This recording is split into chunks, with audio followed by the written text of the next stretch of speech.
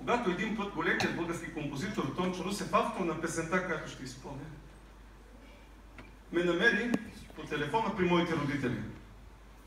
Разбирайки, че съм там, той ми каза така: Песко, никога не забравяй да си ходиш при тях.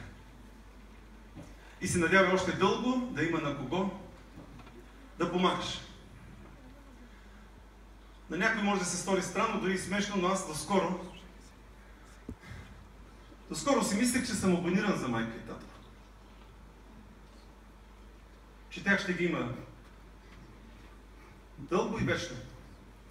И никога не съм си представил, че може да дойде миг, когато ще се прибера в късните нощи у дома и прозорецът в кухнята може да не свети. И че майка може да не ме чака, както сега, закрила с вестник Господа и тръпнеща да чуе звукът на моя приближаващ автомобил.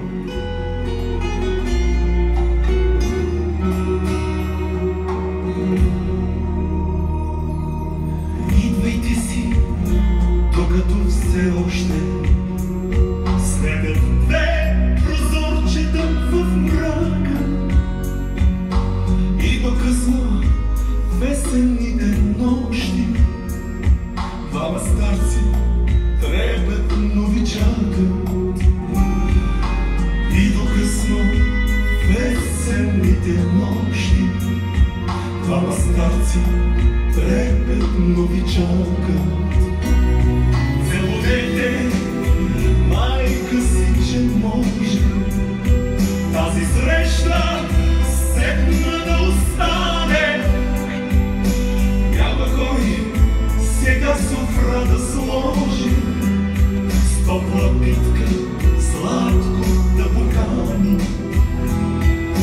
Няма кой сега софра да сложи, с топла питка сладко да покани.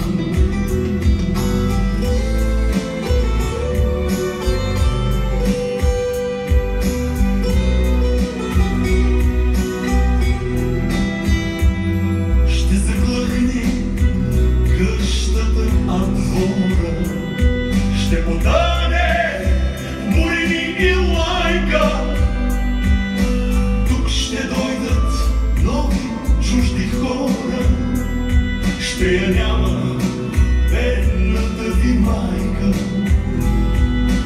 Тук ще дойдат нови чужди хора, ще я няма бедната ви майка.